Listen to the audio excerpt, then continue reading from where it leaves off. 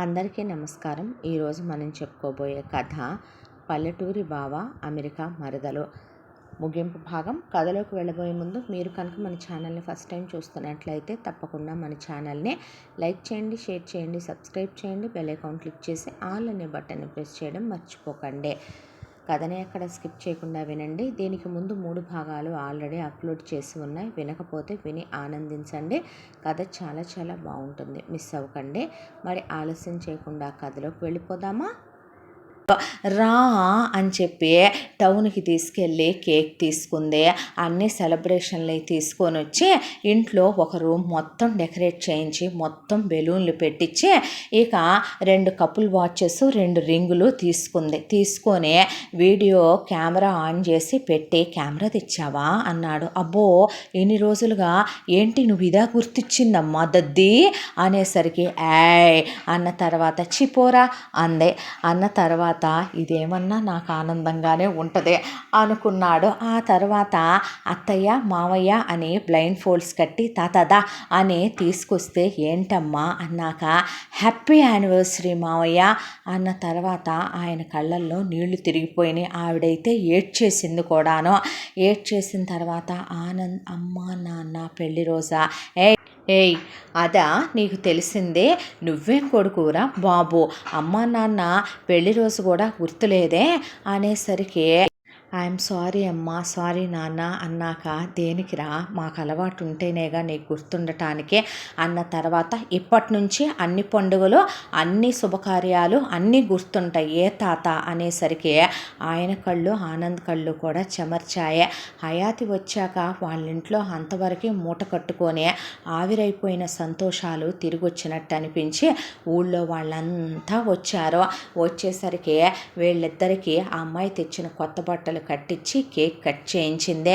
ఒకళ్ళ నోట్లో ఒకళ్ళకి తినిపించాక వాళ్ళకి కపుల్ వాచ్లో గిఫ్ట్ ఇచ్చి వాళ్ళకి బ్యాండ్స్ తీసుకొచ్చి ఉంగరాలు తొడిగించి ఫోటోలు వీడియోలు తీయించి ఆ తర్వాత చిన్న డీజే లాగా పెట్టి అందరికీ భోజనాలు ఏర్పాటు చేసి వీళ్ళందరినీ బ్లెస్ చేసి వెళ్ళిన తర్వాత అత్తయ్య మావయ్య మీకు చిన్న సర్ప్రైజ్ అంటే ఏంటన్నట్టు చూశారు. మీరు పెళ్ళయ్యాక హనీమూన్కి వెళ్ళలేదంటగా మా డాడీ చెప్పాడులే, ఇక్కడ ఒక మృగం ఉంది, ఆ మృగం మిమ్మల్ని అలాంటి ఏమీ చేయనివ్వదని అనేపాటికి అల్లుడి మీద ఒక మండిపోయింది మంగతాయారికి. పెద్ద రాజుల కత్తోటిస్తే అల్లుడిని పొడిచి చంపేయాలన్నంత మండిపోయింది తన మీద చెప్పినందుకు. ఇవి మీ హనీమూన్ టికెట్లు, ఫారిన్ కాదులే, ఇండియాలోని ది బెస్ట్ ప్లేసెస్ సెలెక్ట్ చేశాను. చదువుకున్నావుగా మావయ్య, సిటీలో నీకేం ఇంగ్లీష్ రాదా, ఫోన్ వాడటం రాదా, గూగుల్ రాదా, వెళ్ళిరా మావయ్య అత్తయ్యని తీసుకొని, మీ ప్యాకేజ్ కూడా సర్దేశానంతా నేను అన్న తర్వాత ఫ్లైట్ టికెట్లు కూడా రెడీగా ఉన్నాయి, వెళ్ళాలి, నా మీద ఒట్టే వెళ్ళకపోతే అన్న తర్వాత వెళ్ళిరా గుణ అన్నాడు చక్రధర్రావు. సుగుణ అలా చూస్తూ సిగ్గుపడుతుంటే వెళ్ళిరా డాడీ అన్నాడు ఆనంద్. అలా వాళ్ళు హనీమూన్కి వెళ్ళి ఒక వారం రోజుల తర్వాత తిరిగి వచ్చారు. ఇవన్నీ చూస్తున్న మంగతాయారు కోడలు రకానికో చీర కట్టడం, నగలేయటం, మేకప్ వేయటం, ఇంట్లో మెనూ మారిపోవటం, ఇంట్లో ఫర్నిచర్ మారటం, వాల్ కలర్స్ మారటం, ఇంట్లోకి కొత్త సామాన్లు వచ్చి జారటం, మనవడు బైకుల మీద తిరగటం, మనవడితో చట్టా పట్టాలు వేసుకొని మనవరాలు తిరగటం, చక్రధర్రావు ప్యాంటు షర్ట్లు వేయటం, కొడుకు కుర్తా పైజమాల్లోకి మారటం, మనవడు జీన్స్ ప్యాంట్లు టీషర్ట్లు బ్లేజర్లు వేయటం, మనవరాలు చుడీదార్లు వేసుకోవటం, ఇక కోడలు జుట్టుకి ఫ్లక్కర్లు పెట్టుకోవటం, ఇంట్లో కట్టెల పొయ్యిలు తీసేసి గ్యాస్ పొయ్యిలు రావటం, ఫ్రిడ్జులు రావటం, కలర్ టీవీలు రావటం, రోబో వ్యాక్యూమ్ క్లీనర్లు రావటం, ఇంట్లోకి పనివాళ్ళు రావటం, గేదెలకి షెడ్లు వేయించేసి గేదెల దగ్గరికి జీతగాళ్ళు రావటం, బావుల్లో నీళ్లు తోడకుండా మోటార్లు పెట్టేసేసి ట్యాంకర్లు పెట్టేసి వాష్రూములన్నీ రెనోవేషన్లు అయిపోయి వాష్రూముల్లోకి ఒకవైపున బాత్ టబ్బుల దగ్గర నుంచి అన్నీ రావటం, షవర్లు రావటం, ఇవన్నీ చూసి పగతో రగిలిపోతున్న నాగినిలా తయారైంది మంగతాయారు. ఇదంతా ఒక ఎత్తు అయితే ఒక రోజున హయాతి ఆనంద్ని పొలంలో మంచి దగ్గరికి రమ్మనమని చెప్పింది. అలా ఆనంద్ పొలంలో మంచి దగ్గరికి వచ్చేపాటికి హయాతి చీర కట్టుకొని ఆ పచ్చని పొలాల మధ్యలో నుంచి దేవతలా నడిచొస్తుంటే ఆమెను చూసిన ఆనంద్ మైమరిచిపోయాడు ప్రపంచాన్నే. తెలియకుండానే గట్టిగా హయాతిని కౌగిలించేసుకొని నడుం మీద చెయ్యేసి దగ్గరికి లాగి ఆమె పెదవుల మీద డీప్గా ముద్దు పెట్టేస్తే ఐ లవ్ యూ బావా అనేసిందే. అన్న తర్వాత ఆనందే అమ్మాయికి ప్రపోజ్ చేద్దామని ఉంగరం కొనుక్కొని కూడా చెప్పటానికి ధైర్యం సరిపోక ఎంతైనా తాత పెంపకంలో పెరిగాడు కాబట్టి ఉంగరం జేబులో పెట్టుకొని అలా వెయిట్ చేస్తున్నాడు. అయితే హయాతే ఒక చైన్ తీసుకొని అందులో మనిద్దరి ఫోటోలు ఉన్నాయని ఈ డాలర్ మీద మనిద్దరి పేరులతో ఎంగ్రేవింగ్ చేయించాను ఫస్ట్ లెటర్స్ అనే ఆనంద్ మెళ్ళో వేసిందే. వేసిన తర్వాత నేనంటే నీకు ఇష్టమని తెలుసు, నువ్వు తాత పెంపకంలో పెరిగావు, నాకు చెప్పలేకపోతున్నావని నాకు తెలుసు, హ్యాపీ బర్త్డే బావా అన్న తర్వాత ఆనంద్ ఈరోజు నా పుట్టినరోజు అనే అప్పుడు అనుకోనే మరదల్ని పైకెత్తి గిరగిరా తిప్పేశాడు. ఆనందంతో కళ్ళల్లో నీళ్ళు వచ్చేసినాయి ఆనంద్కి. నువ్వు నాకు ప్రపోజ్ చేయటం ఐ లవ్ యూ చెప్పటం అంటే జరగని పనేలే, కానీ నువ్వు అందుకే దద్ది అంటాను నేను అనేసరికి నవ్వేసి సిగ్గుపడ్డాడు. అబ్బో సిగ్గే ఇదంతా అన్న తర్వాత అమెరికాలో చాలామంది నాతో చదువుకున్నారు బావా, చాలామంది ప్రపోజ్ చేశారు, మన ఇండియన్స్ కూడా ఉన్నారు. కానీ నాన్న చిన్నప్పటి నుంచి చెప్పి పెంచటము, వచ్చిన తర్వాత 3 నెలలు నానమ్మ ఇక్కడ మనుషుల గురించి పద్ధతుల గురించి చెప్పటము, ఇక్కడికి వచ్చిన తర్వాత అత్తయ్యని మావయ్యని తాతని నిన్ను చూడటము, నేను అమ్మమ్మనే లైట్ తీసుకుంటాను, దాని జాయింట్లన్నీ కూడా ఎక్కడ రీప్లేస్మెంట్ చేసి నేనే సర్జరీ చేసేస్తాను, దానికి అది వేరే విషయం తీసేసే, కాకపోతే నువ్వు నాకు చాలా నచ్చావు బావా, నేను భయపడటానికి నేనేమి తప్పుడు పనులు చెయ్యట్లేదు, బావ మరదళ్ళంటే పుట్టగానే రాసుంటే భార్యాభర్తలనే అంటారంట మన పెద్దవాళ్ళు, ఊళ్ళో వాళ్ళు అన్నారనో నానమ్మ అందనో కాదో, నువ్వు నాకు నిజంగా నచ్చావు, నీ మనసుకు నచ్చినప్పుడే నువ్వు నాకు ఐ లవ్ యూ టూ చెప్తూ గానిలే, నీకోసమనే ఈ చీర కట్టుకున్నాను, నీకు ఇష్టమనే, రా కేక్ కట్ చేద్దు కానీ అని కేక్ కట్ చేయించి అబ్బాయి నోట్లో పెట్టి అమెరికా నుంచి వస్తూనే నీకోసం తీసుకొచ్చా నీ వాచ్ అనే రోలెక్స్ వాచ్ ఆనంద్ చేతికి పెట్టింది. ఆ తర్వాత అప్పటికే హయాతి వచ్చి దాదాపు ఒక 10 నెలల కాలం అయిపోయింది. ఈలోపు హయాతికి ఒక రోజున ప్రసాద్ ఫోన్ చేశాడు. జగదీశ్వరి ఇంట్లో లేదు కదా అని ఆయన చాలా ఓపెన్గా కూతురుతో మాట్లాడుతుంటే బావ నాకు నచ్చాడనే, బావ నేను కిస్ చేసుకున్నామనే, అమెరికాలో పుట్టి పెరిగిన పిల్ల కాబట్టి తప్పు లేకుండానే వాళ్ళ నాన్నతో ఫ్రీగా నేను బావకి చైన్ ఇచ్చి ప్రపోజ్ చేశాను, నేను వచ్చేటప్పుడు తెచ్చిన వాచ్ ఇప్పుడు గిఫ్ట్ ఇచ్చాను, ఆ తర్వాత ఇంట్లో పరిస్థితులన్నీ ఇలా మార్చాను, బావ ఎంత సిగ్గుపడుతున్నాడో తెలుసా నాన్న, నాకు ఐ లవ్ యూ అంటే ఐ లవ్ యూ టూ కూడా చెప్పలేదు, మౌనంగా ఉండిపోయాడు, ఎప్పుడు చెప్తాడు అని వెయిట్ చేస్తున్నాను అనేసరికి నీ జీవితం బాగుండాలమ్మా, నువ్వు హ్యాపీగా ఉండాలి అన్నాడు ప్రసాద్. అంతే. ఇవన్నీ విని వీళ్ళందరూ కలిసి గూడు పుఠానీ చేస్తున్నారని జగదీశ్వరి అప్పటికప్పుడు నెక్స్ట్ ఫ్లైట్కి టికెట్లు బుక్ చేసి ఇండియా పదమనే ప్రసాద్ని తీసుకొని వచ్చేటప్పుడు 3 టికెట్లు బుక్ చేయించింది, హయాతికి తనకి ప్రసాద్కి. జగదీశ్వరి ఇండియా వచ్చి చక్రధర్రావు వాళ్ళ ఊరికి వచ్చేసరికి చక్రధర్రావు గుణకరు పొలానికి వెళ్ళారు. హయాతి తాతతో మామయ్యతో కలిసి పొలం వెళ్ళొస్తానత్తా అని సుగుణకి చెప్పి పొలం వెళ్ళింది. మంగతాయారు ఎవరిదో పెళ్ళుందని పెళ్ళికి వెళ్ళింది. ఇంట్లో సుగుణ ఆనంద్ ఇద్దరే ఉన్నారు.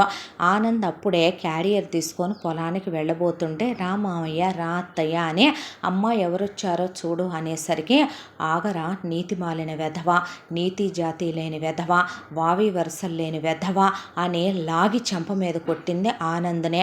దాంతో సుగుణ అలా అదిరిపోయి ఆగిపోయాక ప్రసాద్ పిచ్చిగా ప్రవర్తించకో, వాడు నీ కొడుకు అనుకుంటున్నావా, వాడు నీ మేనల్లుడని మర్చిపోకో, నువ్వు నీ హద్దుల్లో ఉండు ప్రసాద్, లేదంటే నేనేంటో చూడాల్సి వస్తుంది నువ్వు అన్న తర్వాత ఏమైందని కొట్టావత్తా, ఏమవటమేంట్రా కూలి వెధవ, పల్లెటూరి బయటు వెధవ, మీ తాత పెంపకం పెంపకంలో పెరిగిన నీకు మీ పెద్ద తాత ముష్టేసిన 20 ఎకరాలు, మీ తాత బెచ్చమేసే 50 ఎకరాలు, నువ్వు చేసే ముష్టి గవర్నమెంట్ ఉద్యోగం తప్ప ఏముందరా నీకు?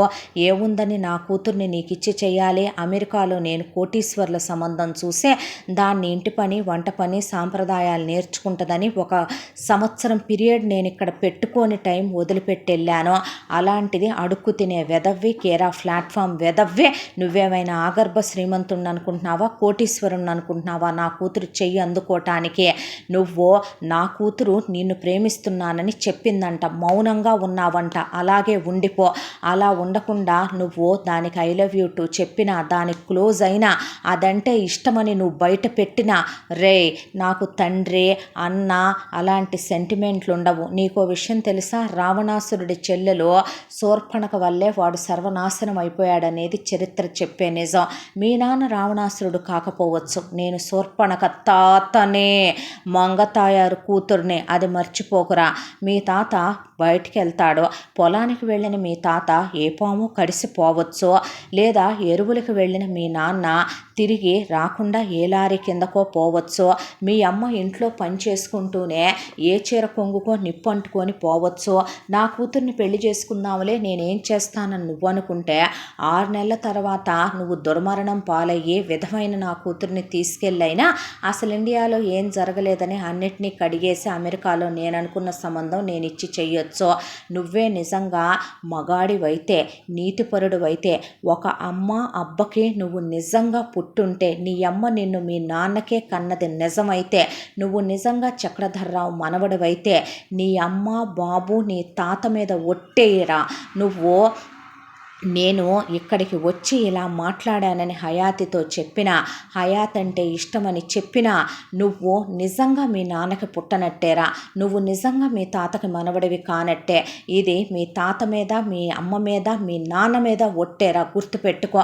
నా కూతుర్ని తీసుకొని నేను రేపు బయలుదేరి వెళ్ళిపోతున్నాను. నా కూతురు వెళ్ళేటప్పుడు నిన్ను ప్రేమిస్తున్నాను అన్నది కాబట్టి అది నిన్ను అడుగుద్ది. నువ్వు దాన్ని ప్రేమించలేదని, అదంటే ఇష్టం లేదని, దాంతో సరదాగా ఏదో పొలాలంట గట్లంట తిరిగిన కూలి వెధవ్వి నువ్వు. దాన్ని తిప్పి చూపించానని, అది ఒళ్ళు కొవ్వెక్కి ముద్దు పెడితే పెట్టించుకున్నానని చెప్పి మూసుకొని ఊరుకోవాలి. అంతకు మించి ఏదైనా మాట్లాడావో నాలో నుంచి మరొక మనిషి బయటకు వచ్చుద్ది. నువ్వు అలాగా వెధవ నా కూతురు పక్కన ఉండాలనుకుంటావురా అని ఆ అబ్బాయిని నానా మాటలు అనేసేపాటికి ఎంతైనా ఒకటి వయసులో చిన్న పిల్లాడు. మరొక వైపున తాతంటే, అమ్మంటే, నాన్నంటే ఇష్టం. అమ్మా నాన్నల అమాయకులనే దాంతోనే, తాతకి తనంటే ఇష్టం అనే దాంతోనే అందరి పిల్లలు కెరియర్లని వెళ్ళిపోయేటప్పుడు కూడా గవర్నమెంట్ జాబ్ అనే ఇక్కడే ఉండిపోవాలనుకుంది. నేను గవర్నమెంట్ జాబ్కు రాసుకుంటున్నాను మామయ్య, వస్తుంది అత్త. నాకు ఎలా లేదన్నా అమ్మాయి 10 ఎకరాలు, మిగతాయి 70 కలిపి 80 ఉన్నాయి కదా, హయాని నేను హ్యాపీగా చూసుకుంటాను. అక్కర్లేదు, వద్దు అంటున్నాను, వినయ్ నువ్వు అంది జగదీశ్వరి. అంత దెబ్బ పట్టడం, అలా మాట్లాడటం, సెల్ఫ్ రెస్పెక్ట్ ఉన్న పిల్లాడు. దాంతో హర్ట్ అయ్యాడు ఆనంద్. ప్రసాద్, నువ్వు మాట్లాడేది మనుషులు మాట్లాడిన మాటేనా? ఇలా నేను మాట్లాడానని నువ్వు చెప్పావో హయాతికి, నువ్వు ఒకటి గుర్తుపెట్టుకో. ఏంటో తెలుసా? నువ్వు బ్రతికుండగానే నేను ఇంకొకరిని పెళ్లి చేసుకునో, ఎఫ్ఐఆర్ పెట్టుకునో ఇంకొకళ్ళని కనాల్సి వస్తుంది. ఆపరేషన్ కూడా అవ్వలేదే నాకు. మరి నేనంత రెచ్చిపోయిందాకా తేకు ప్రసాద్, హద్దుల్లో ఉండు అనేసిందే. కూతురికి ఈ విషయం చెప్పావో అది సచ్చినంత ఒట్టే అనేపాటికి ఆయనేం మాట్లాడలేక ఆగిపోయాడు. ఆ తర్వాత హయాత్ వచ్చి, ఎప్పుడొచ్చారు డాడీ, ఎప్పుడొచ్చారు మమ్మీ అంటే మహానటిలాగా నటించేసింది జగదీశ్వరి. రేపు మనం బయలుదేరి వెళ్ళాలి అన్నాక చక్రధర్రావు ఉణకరు, అదేంటే వచ్చింది ఇవాళేగా అంటే, మంగతాయారు పోని పాడు దరిద్రం అనేసిందే. నీ దరిద్రపు మొహం చుట్టానికి ఇక్కడ ఎవడూ రెడీగా లేళ్లే కానీ ఇంకా ఆపుతావా నువ్వు అనేసింది జగదీశ్వరి మంగతాయారిని. ఆ తర్వాత తెల్లారి వెళ్ళిపోతున్నామనేసరికి హయాతిని దిగులు ఆవరించేసింది.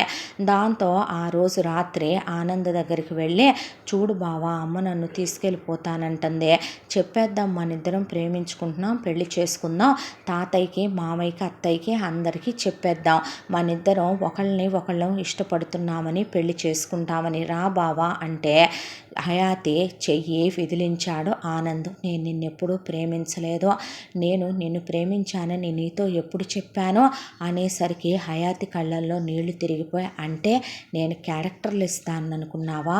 మరి నా నడుము ఎందుకు పట్టుకున్నావు? నా పెదవుల మీద ఎందుకు ముద్దు పెట్టావు? నువ్వు 5 నిమిషాలు 10 నిమిషాలు కాదు 2 గంటలు ముద్దు పెట్టుకున్నావు. ఏ హక్కుతో నన్ను పొలాల్లో తిప్పావు? ఏ హక్కుతో నా శరీరం అంతా తాకి ఆ రోజు బురదంటిందని కడిగావు? ఏ హక్కుతో నన్ను గిచ్చావు, నా నోట్లో తినిపించావు? నాకు రింగుల జుట్టు కన్నా స్ట్రైట్ అండ్ హెయిర్ బాగుంటుంది అన్నావు. నా వీపు మీద ముద్దు పెట్టావు, నడుము మీద ముద్దు పెట్టావు. ఇవన్నీ నీకు నా మీద ఏమీ లేకుండానే చేసావా నువ్వు? మరి నాకు ఈ రింగ్ ఎందుకు పెట్టావు నువ్వు? నేను నిద్రపోయేటప్పుడు వచ్చి నా మీద ప్రేమ లేకుండానే మన ఇద్దరి పేర్లు వేయించి ఎంగ్రేవింగ్ చేయించి తెచ్చావా ఈ డైమండ్ రింగ్ నువ్వు అని అడిగేపాటికి మరదలు అనే చనువుతో అలా ఉన్నాను అనేసరికి నేను నమ్మను, ఎందుకు ఇలా చేస్తున్నావు, ఎవరు మ్యానిపులేట్ చేశారు బావా నిన్ను అనేసరికి నన్ను ఎవరు మ్యానిపులేట్ చేయలేదు, నేనేమైనా చిన్నపిల్లాడినా? నువ్వు అమెరికాలో పుట్టి పెరిగావు, పాష్గా ఉంటావు, నీకు ఇలాంటివన్నీ కామనే అనుకొని నీతో చనువుగా ఉంటే నువ్వే ప్రేమనే ఊహించుకున్నావు, నేనేమి నిన్ను ప్రేమించలేదు అన్న తర్వాత నువ్వేనా బావా ఇలా మాట్లాడుతుందే అనేసి ఐ హేట్ యు బావా, ఐ హేట్ యు అని హయాత్ అక్కడి నుంచి కన్నీళ్లతో వెళ్ళిపోతుంటే ఆనంద్ గదిలోకి వెళ్ళి బెడ్ మీద పడి వెక్కి ఏడ్చాడు. చక్రధర్రావు పిల్లలిద్దరూ ఇష్టపడుతున్నారని చాలా ఆశపడ్డాను అల్లుడు, వీళ్ళిద్దరూ ఒకళ్ళనొకళ్ళు ఇష్టపడట్లేదా? అదేంటి మొన్నటిదాకా అలా ఉన్నారుగా అన్నాడు గుణకర్ కూడా. ఈ విషయంలో నిజం తెలిసింది ప్రసాద్కే, ఆయన చెప్పలేడు, ఆనంద్ చెప్పలేడు, హయాతికి తెలీదు. దాంతో ఆయన దేవుడు అనేవాడు ఉంటే న్యాయం చేస్తాడులే మామయ్య అనుకొని నేను ఇంకా హోప్లెస్ అయిపోలేదులే బావా అంటే ఏం మాట్లాడుతున్నాడో ఆయన వాళ్ళకు అర్థం కాలేదు. ఆ తర్వాత ఇదంతా చూసిన సుగుణ గుండె బద్దలైపోయింది. దాంతో సుగుణ హయాతి గదిలోకి వెళ్ళి ఎవరూ లేకుండా నీతో మాట్లాడాలని హయాతిని తీసుకుని ముందు ఆవిడ ఒక గదిలోకి తీసుకొచ్చింది. ఇది ఆనంద్ పర్సనల్ రూమ్ అమ్మా, చూడు ఇందులో ఏమేమి ఉన్నాయో అని చెప్పేసరికి అందులో హయాతి వచ్చిన దగ్గర నుంచి హయాతి ఫోటోలు, హయాతికి సంబంధించిన జ్ఞాపకాలు, హయాతి తినే చాక్లెట్ ర్యాపర్స్ దగ్గర నుంచి తాగిన కోక్ టిన్నుల వరకు అన్నీ పెట్టున్నాయి. ఆ తర్వాత అమ్మాయి చేయి పట్టుకొని హాల్లోకి తీసుకొచ్చి మావయ్య, ఏమండి, ఆనంద్, అన్నయ్య, వదిన, అత్తయ్య అని పెద్దగా కేకలేసేపాటికి ఊళ్ళో వాళ్ళంతా కూడా వచ్చారు. అక్కడికే వచ్చేసరికి ఎవరు చెప్పారమ్మా వాడు నిన్ను ప్రేమించట్లేదని? ప్రాణం కన్నా ఎక్కువగా ప్రేమించాడు కాబట్టే నువ్వు నిద్రపోయేటప్పుడు ఆ ఉంగరం నీకు పెట్టి నీ పెదవుల మీద ముద్దు పెట్టుకొని వెళ్ళటం నేను చూశాను. నా కొడుకు నా కొడుకు నా ప్రాణం, వాడు అబద్ధం ఆడ్డమ్మా. మీ అమ్మ నిన్న వచ్చిందే, ఇంట్లో మీ తాతయ్య మీ మామయ్య నువ్వు లేరు, మీ నాన్నని చెప్పొద్దని మీ అమ్మ ఇలా ప్రమాణం చేయించుకొని ఆనంద్ని ఇలా చెంపదెబ్బ కొట్టి మీ అమ్మ ఇలాంటి మాటలు అడిగిందమ్మా అనేసరికి హయాతి కోపంలో రగిలిపోతూ ఆనంద్ని, ఈవిడ అందని నన్ను వదిలేయాలనుకున్నావా బావా నువ్వు? ఈవిడ చెప్పిందనా అనేపాటికి ఏంటి డాడీ మీరు కూడా అనేసరికి ఆయన మొత్తం అత్తయ్య చెప్పింది నిజమేనమ్మా అనేసాడు ఒక్కటే మాట. అన్న తరువాత నన్ను అమెరికా తీసుకెళ్ళాలని నువ్వెందుకు అనుకుంటున్నావు అనేసరికి ప్రసాద్, ఎందుకంటే అమెరికాలో ఆ రోజు మనం పార్టీకి వెళ్ళాం కదా, అక్కడ ఒక ఫ్యామిలీ నిన్ను చూశారు కదా, వాళ్ళ కొడుక్కిచ్చి నిన్ను చేసుకోవాలని, వాళ్ళ కోట్ల ఆస్తులు ఉన్నాయని, ఆనంద్కి ఏమీ లేవని మేము ఇలా మాట్లాడిందమ్మా అని ఆయన చెప్పేపాటికి తల్లిని కూడా చూసుకోకుండా చెంప చెల్లు అనిపించింది హయాతే. కూతురు నమ్మేసి తాకట్టు పెడతావా? నీ దాకా వచ్చేపాటికే నీ భర్త నీ ముందు నోరెత్తకూడదు, నీ చెప్పు చేతల్లో ఉండాలి. చీప్ మనీ కోసం నేను నరకాలు అనుభవించాలా? నేనెవరిని పెళ్లి చేసుకుంటానో, ఎవరితో నా లైఫ్ హ్యాపీగా ఉంటుందో అది నాకు సంబంధించిన విషయం. బావా వీళ్ళందరికీ విలువిచ్చా నువ్వు నన్ను నో అందే అంటే, కాదు తాతయ్యని చంపిస్తానందే, నాన్నని చంపిస్తానందే, అమ్మని చంపిస్తానందే, నన్ను చంపిస్తానన్నందుకు కూడా నేను భయపడలేదు, బాధపడలేదు. వాళ్ళకేమైనా అయితే నేను తట్టుకోలేను. దాంతోనే అనేపాటికి జగదీశ్వరి, నీ నోరు పడిపోనో, నువ్వు నాశనం అయిపోనో, నువ్వు ఊడ్సుకుపోనో, నీ పీనుగెల్లా నువ్వు బాగుపడతావంట్రా, చెప్పొద్దనే నేను ఒట్టేసిన తర్వాత కూడా చెప్తావంట్రా అనేసరికి అప్పటిదాకా మౌనంగా నుంచున్న గుణకర్ పక్కనే సుగుణ రోట్లో రోకలి పెట్టింది. కారం దంచి అలా ఉన్న ఆ రోకల్ని ఆయన తీసుకొని రోకలి విరిగిపోయిందాకా జగదీశ్వరిని పడేసి తల పగిలిపోతుందా, చేతులు ఇరిగిపోతున్నాయా, కాళ్ళు ఇరిగిపోతున్నాయా తెలియకుండా దన్నాలు పెట్టి కాళ్ళు పట్టుకుంటానన్నయ్యా అన్నదాకా చితక్కొట్టేసేపాటికి కొడుకు మగతనం, కొడుకు పౌరుషం, కొడుకు రోషం పుట్టి బుద్ధెరిగాకి ఇన్నాళ్ల తర్వాత చక్రధర్రావు చూడటం, మొగుడి మగతనం సుగుణ చూడటం, కొడుకుని అలా చూసి మంగతాయారు గోడ కత్తుకుపోయిందే. అసలు ఆనంద్ వాళ్ళ నాన్నకి ఇంత కోపం ఉంటుందా అని చూసే బిగుసుకుపోయాడు. ప్రసాద్కైతే షాకులో మాట రాక పక్కకు నుంచుండిపోతే ఊళ్ళో జనాలందరూ హతాశులై షాకులో నిలబడిపోయారు. ఆయనేనా నరసింహస్వామి పూనాడా ఆయన్నే అనే. నోటికి ఎంత మాట వస్తే అంత మాట నన్నను పడతా, నా భార్యనను పడతదే, నాన్ననను పడతాడు, అమ్మనను నిన్ను పెంచినందుకు పడుద్దే, నా ప్రాణం వాడు, నా ప్రపంచం వాడు, నా లోకం వాడు, నేను బ్రతికేదే నా బిడ్డ కోసం, నా కొడుకంటే నాకు పంచప్రాణాలు, నోటికి ఎంత వస్తే అంత పెట్టిరేగిపోయి నాశనం అయిపోతావు, ఊడ్సుకుపోతావు, గోతిలో పెట్టా పీనుగలెల్లా అంటావంటే నువ్వని గొంతు మీద కాలేసి నుంచున్నాడు ఆయన. దాంతో జగదీశ్వరి పాద్యమునని ఆయన్ని ఊళ్ళో వాళ్ళంతా పక్కకు లాగేసేపాటికి జగదీశ్వరికి మాట కూడా రాక గుడ్లు తేలేసిందే. దాంతో ముందు ఊళ్ళో ఉన్న డాక్టర్ని పిలిపించి జగదీశ్వరిని మంచం మీద పడేసి సలైన్లు ఎక్కించడం మొదలు పెడితే ఇక జగదీశ్వరి సెగ్మెంట్ అయిపోయిందిలే అని వెంటనే అంబులెన్స్ పిలిపించి హాస్పిటల్కి తీసుకెళ్ళాలి, బాడీలో ఎముకలన్నీ ఆల్మోస్ట్ చాలా వరకు విరిగిపోయినాయి అని జగదీశ్వరిని అంబులెన్స్ ఎక్కించి తీసుకెళ్ళి ట్రీట్మెంట్ చేయించి వీల్ చైర్లో కూర్చోబెట్టి తెచ్చారు 10 రోజుల తర్వాత. ఆ తర్వాత నెక్స్ట్ మంగతాయారు స్టార్ట్ చేసిందే.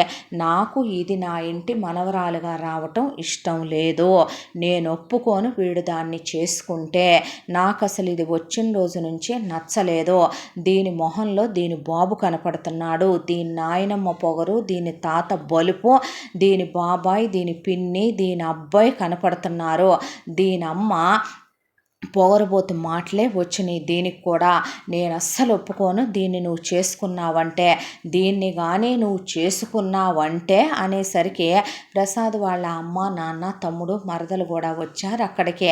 చేసుకున్నావంటే అంటే చెప్పవే, పోయిన నీ 7 తరాల మీద అని మంగతాయారు నోరెత్తేసరికి చక్రధర్రావు చేతిలో ఉన్న కర్ర తీసుకొని నోటి మీద పెట్టి కొట్టాడు. నోట్లో ఉన్న పళ్ళన్నీ పట్టా పట్టా పట్టా ఊడి కింద పడిపోయినాయి.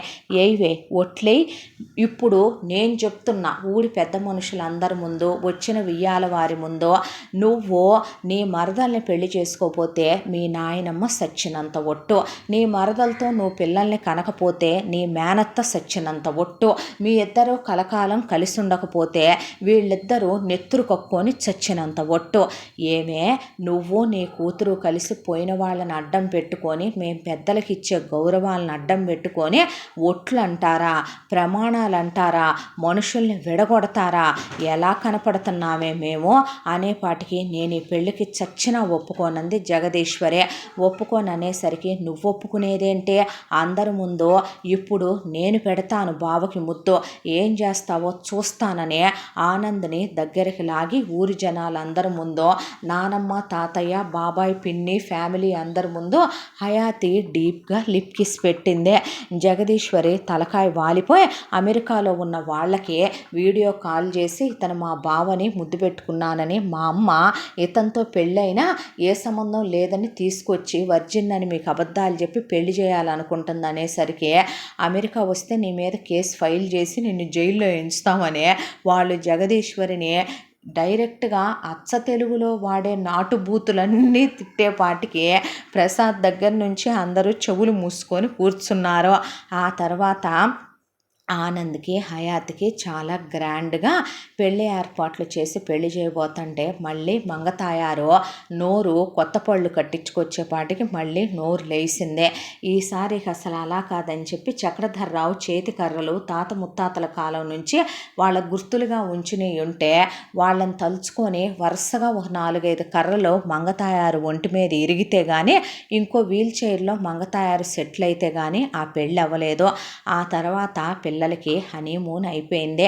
ఆ తర్వాత హ్యాపీగా వాళ్ళు కాపురం పెట్టుకున్నారు. జగదీశ్వరి అమెరికా వెళ్ళిపోదామని ప్రసాద్తో అంటే, అల్లుడు ఒక మాట అడుగుతాను అంటే, మీరు కాదు బావగారు మేము అడుగుతామని ప్రసాద్ వాళ్ళ అమ్మా నాన్న, ఒరే గుణకరికి కూడా జీవితం మొత్తం మీద నీ పెళ్ళాం చెల్లెలైనా, మీ మామగారికి జీవితం మొత్తం మీద మీ అత్త పెళ్ళామైనా ఇన్నాళ్ళకి వాళ్ళల్లో మగతనాలు రోషాలు వచ్చి వాళ్ళు పెళ్ళాలని కంట్రోల్ చేయగలిగారు కదరా, చెల్లెల్ని కంట్రోల్ చేయగలిగారు కదా, నీ పెళ్ళాన్ని నువ్వు చేయలేవంట్రా, ఏం మగాడివిరా నువ్వు, నిజంగా అమెరికా తీసుకెళ్ళి దీన్ని ప్రేమించిన తర్వాత ఇలా తయారయ్యావేంట్రా నువ్వు అంటే, దాన్ని ప్రేమించటమే నేను జీవితంలో చేసిన పెద్ద తప్పు పాపం నా కర్మ కాబట్టే, దాన్ని పెళ్లి చేసుకొని ఇన్నాళ్ళు భరించిందే నా బిడ్డ కోసం కాబట్టే అనేసరికి, నేనే అమెరికా వెళ్ళట్లేదమ్మా, అమెరికాలో ఉన్న జాబ్కి రిజైన్ చేసేసాను, ప్రాపర్టీస్ అన్నీ అమ్మిచ్చేసి క్యాష్ చేయించి తెప్పించేశాను కూడా అన్నాడు ప్రసాద్. ఎవరిని అడిగి చేసావు నువ్వని అప్పుడప్పుడే కోలుకుంటూ కొంచెం మెల్లగా స్టిక్కుతో నడుస్తూ జగదీశ్వరి ఎదురు తిరిగిపోయింది ప్రసాద్కి. ఈసారి మంచి లెదర్ బెల్ట్లు అమెరికాలో క్వాలిటీ బాగుండేవి, ఆయన బాగా వాడతాడు బ్రాండ్స్. ఒక 10 పీస్ అయిన తర్వాత జగదీశ్వరి అలా సెట్ అయిపోయాక, నేను వచ్చి ఇక నుంచి దీన్ని తీసుకొచ్చి మీతోనే ఉంటానమ్మా, ఎటు తమ్ముడు నాన్నగారు వ్యాపారం చూసుకుంటున్నారు కాబట్టి నేను కూడా ఆ వ్యాపారం చూసుకుంటాను, నాకంటే హయాతి ఒక్కటే కూతురు, ఆనంద్కి ఇచ్చి పెళ్లి చేశాను, ఇక్కడ దాన్ని కూతురులా చూసుకునే సుగుణ ఉంది, బావ ఉన్నాడు, మామయ్య ఉన్నాడు, నా అల్లుడు ఉన్నాడు, అక్కడ నా తమ్ముడు కొడుకులు నా కొడుకులే కదమ్మా, రేపు నేను పోతే వాళ్లేగా తలకొరివి పెట్టాల్సిందే అంటే, నేను రానందే, రాకపోతే విడాకులు ఇచ్చేవే, నేను రెడీగానే ఉన్నాను, పద కోర్టుకు వెళ్దాంపా, విడాకులు ఇచ్చేసి నీకు నచ్చినోని చేసుకుందువు గానిపా అన్నాడు ప్రసాద్. అనేపాటికి, విడాకులు ఇస్తావా నాకు, నీలాంటి బరితెగించిన ఆడదాంతో ఇన్నేళ్లు కాపురం చేయటమే నేను చేసిన మహాపాపం, మూసుకొని వచ్చి పడుండేటట్టయితే ఉండో, లేదంటే 10 పైసల ఆస్తి కూడా నేను నీకు పెట్టను, ఎందుకంటే నువ్వు నన్ను టార్చర్ చేసిన వీడియోలన్నీ నా దగ్గర ఉన్నాయి, అయ్యే కోర్టు వారికి సమర్పించి సగౌరవంగా విడాకులు తీసుకుంటాను నేను అనేపాటికి, మూసుకొని వెళ్ళక తప్పలేదు, కాపురం చేసుకోక తప్పలేదు జగదీశ్వరి. ఆ తర్వాత మంగతాయారు సుగుణ మీద ఎత్తినట్టే హయాత్ మీద కూడా చెయ్యెత్తుదామని ఒకరోజు ట్రై చేసేపాటికి, సుగుణ అన్ని సంవత్సరాల కోపం కట్టలు తెంచుకొని మంగతాయారు కళ్ళల్లో కారం కొట్టి పడేసి చెత్త కొట్టేసింది మంగతాయారునే.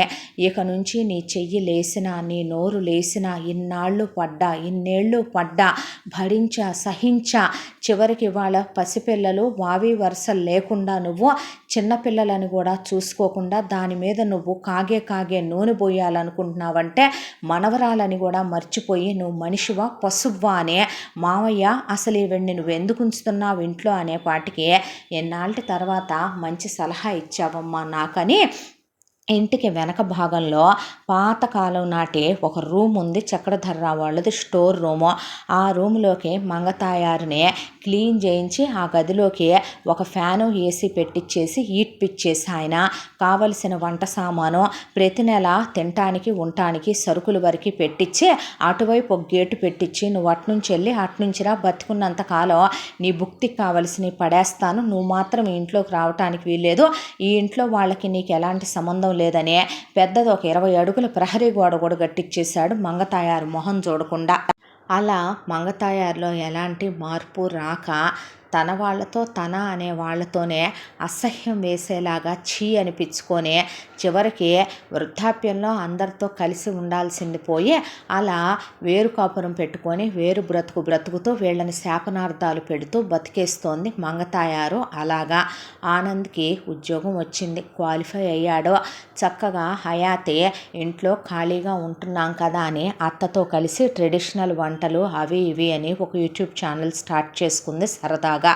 ఆనంద్ ఉద్యోగానికి వెళ్ళొస్తూ వ్యవసాయం చేసుకుంటూ ఈలోగా సుగుణ వాళ్ళ పుట్టింటి వాళ్ళు వచ్చి స్వీట్లు తీసుకొని వచ్చారు. ఏంటా అని వీళ్ళు అనుకుంటే సుగుణకి ఇచ్చిన 10 ఎకరాల పొలంలో 2 ఎకరాల్లో గ్రనైట్ పడిందంట అని చెప్పేపాటికి వీళ్ళ ఆనందానికి హద్దులు లేవో.